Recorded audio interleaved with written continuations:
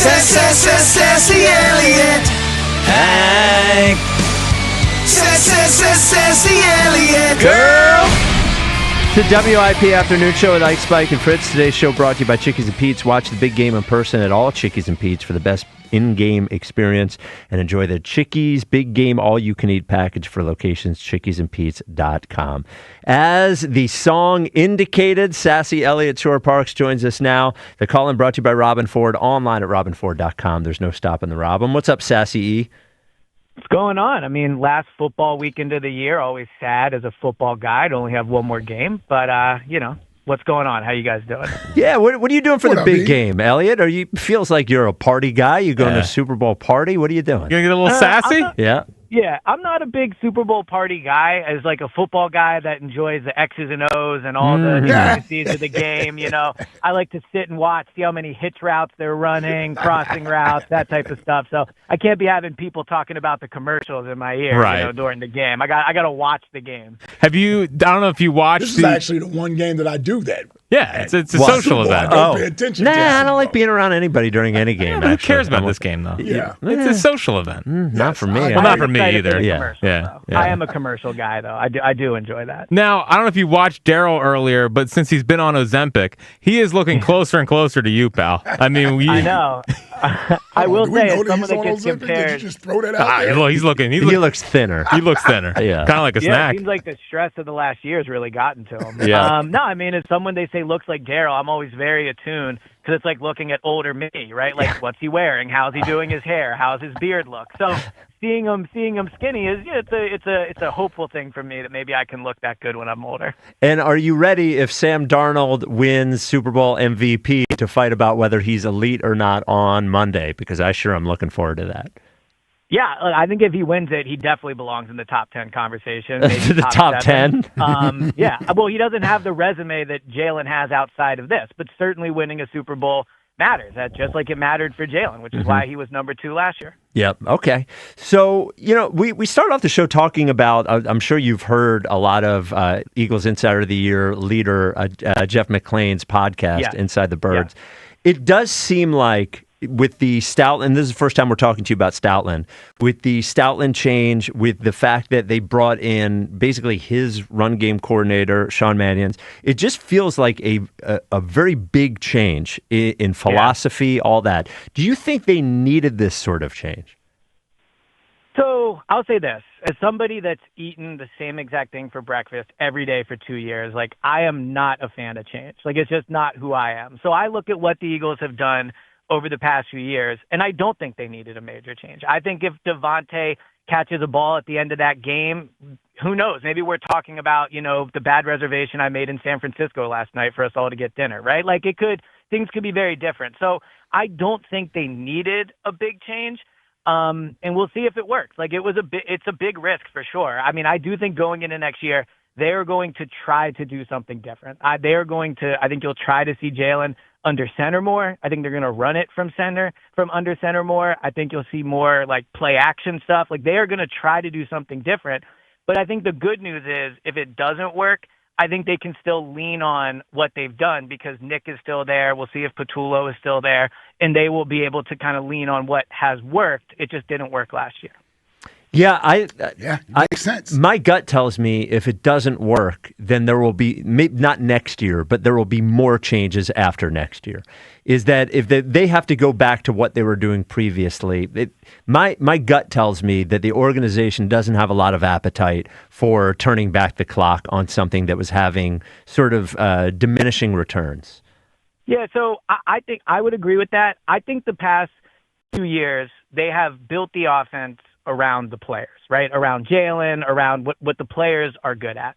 I think this year they're going to try to just run a scheme and see if the players can do it. And if the players can't, mainly Jalen, let's be honest. Yeah, I agree. I think there could be changes. Like if they try to install an offense with guys they bring in from outside the building, try new things, try to maybe run a more modern offense, for lack of a better term, and Jalen can't do it, then yeah, I think like this is a big, big year to see if Jalen can be the quarterback for the next 5 or 6 years. And then internally, they'll have to decide if the offense doesn't work, is that coaching or is that players? Because they'll know. They'll know if like the plays they're running up are working. I think last year they felt they needed to try something new, and I think now they're going to find out if Jalen can do it. So let me ask you this, E. They get in the season, let's say a month into the season, 4 or 5 games into the season, and they can't run the stuff that they had hoped to run all offseason or what have you, meaning that the offense is still sputtering. Yeah. Are they sticking with this, or does he adjust and do things that the players are comfortable with? Now, it's worked. It's worked in the past where they've tried something early, it didn't work, and then they go back to what they normally do, and that has worked. So I'm just wondering, are they going to be stubborn with this and continue to force this, or do you make the adjustments so you win football games? So I think the answer to that is it comes down to whether or not they would have it in them to bench Jalen. Because what? Let me explain. I find it hard to believe that this new scheme they're running, like you can change out an offensive lineman without much, without being a huge story. I find it hard to believe like Saquon can't run the new stuff they're going to run. Sure. Devontae can't run it. So really this will come down to, because he has the hardest job on the field, like can Jalen do it? And I think if they get to what your hypothetical is a month into the season, and let's just say Jalen can't play from under center, like it's just not working, right? And so they have to go back to shotgun 70% of the time. I think the question will be, do they bench Jalen or do they go back to what they're doing? And I think they would go back to what they're doing. I don't think they will bench Jalen in season. And I think they more than likely, like let's say they're 2-2 after 4 games and the offense is struggling, they'll try to go back to what's working to try to win games. Like, not to pin it all on Jalen, but that's just the truth. Like he's the quarterback. He's going to have the biggest say on how it plays. And if he's struggling with something he's never done in his career, which is play under center, then I think they will pivot to what he is more comfortable with. But it also comes down to the offensive line. Like that'll be huge too in terms of what they even can do next year. And that's also when Nick gets more involved. Well, I think Nick's going to be plenty involved now. Like I've said, I think he's whose offense is it? Is it going to be Nick's offense or Sean Mannion's offense? I think it's going to be Nick's offense with Sean Mannion. No. Hold on. You're wrong. They're not. Well, I'll tell you this. They're not going to run an offense Nick doesn't want to run. I can tell you that much. So, like, they will. Like, I agree that to what you're saying, Spike. Like, Sean Mannion will come in and have the new ideas, and he'll, like Josh Grizzard will come in and do some of the, under center stuff he's done. Like, I agree with you that the playbook will have a ton of new stuff in it.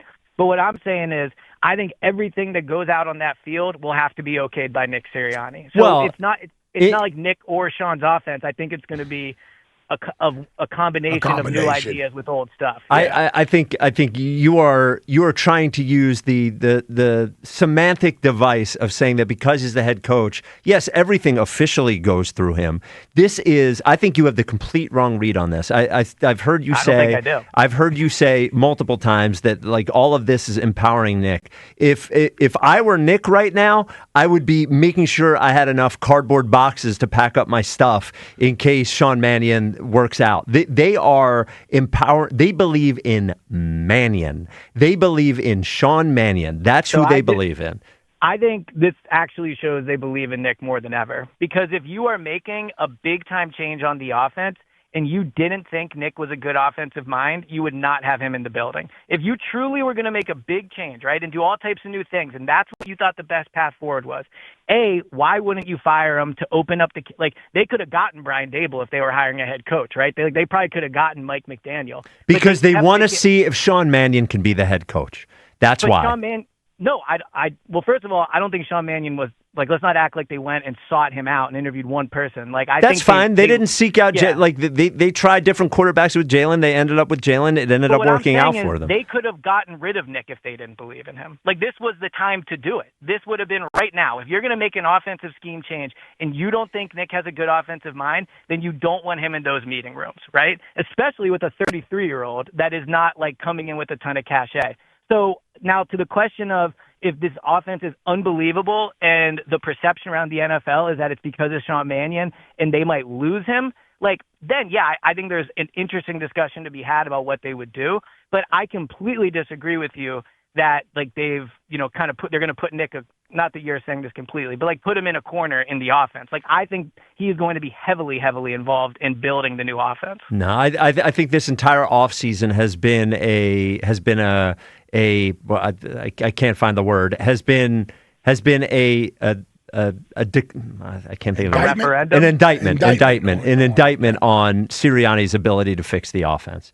Maybe they're right and maybe they're wrong on Sean Mannion. I have no idea. I don't think any of us know, but I know that my gut tells me they sure believe that it's him. And so I think they hope it's him, but I would also say that like if let's say Jeffrey and Howie, right, the two most powerful people in the building, if they know why the offense has run what it's run the past few years, if they were seeing these offensive meetings and like they saw Nick going like, no, run this, and it wasn't working, they would have fired him. I think they know that the offense has been mostly catered to the players they had, and now they're changing that. They're going to try to run a scheme as opposed to run something strictly for the players, and then we'll find out if the players can do it. But if they thought Nick couldn't coach up whatever Sean Mannion's going to run, then they wouldn't have him in the building because that's counterproductive. Nick's not coaching it up. Mannion's coaching it up.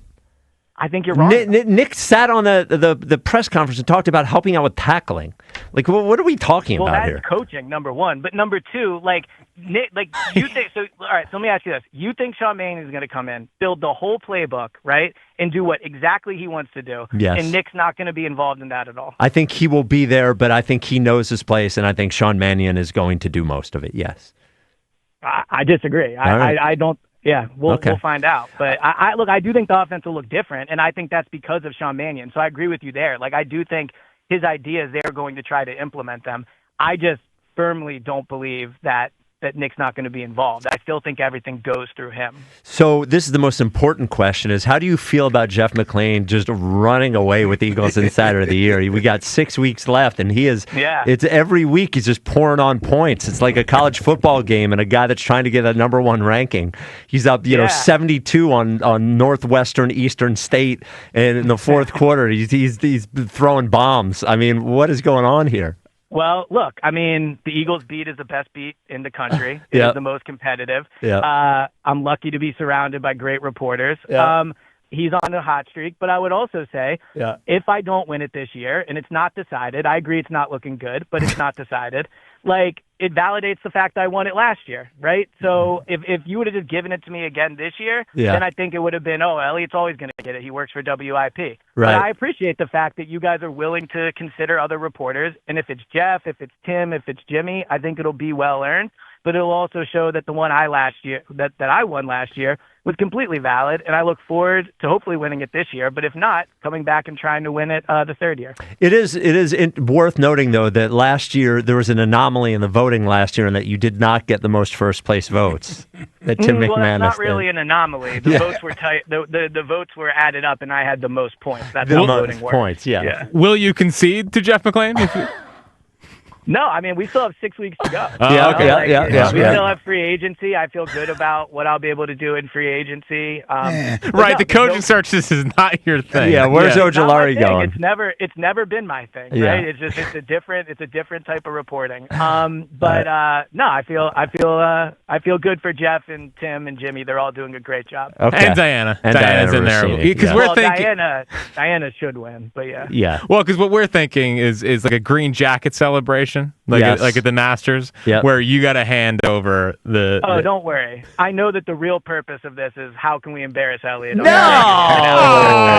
we would never. No, McClain's doing that just fine.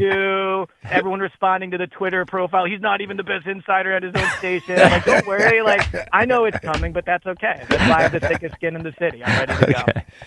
You might have the thickest skin in the city. Yes, you do. That's for sure. You've definitely got thick skin. All right, you can get the Go Birds podcast. Oh, your official Super Bowl prediction? Do you have one? I think the Patriots win. Okay. Yeah, I think people are overthinking this. They're the better team. Man, Eliot again. Smart man. Wrong again. What are we doing? Smart man. Yeah. All right. And I hope they win. You can get the Go Birds podcast wherever you get your podcasts. Have a great weekend, Eliot. Thanks for joining. Talk to you guys soon. Nick more powerful than ever. Yeah. It's just the mental gymnastics you have to do to figure out that one. Yeah. That's the one I don't even bother with because I know you're going to get frustrated just even going back and forth. Yeah, Nick's more powerful than ever. You think Nick was even consulted on who the run game coordinator was? No. I don't think he was. I think he probably found out when the tweet came out.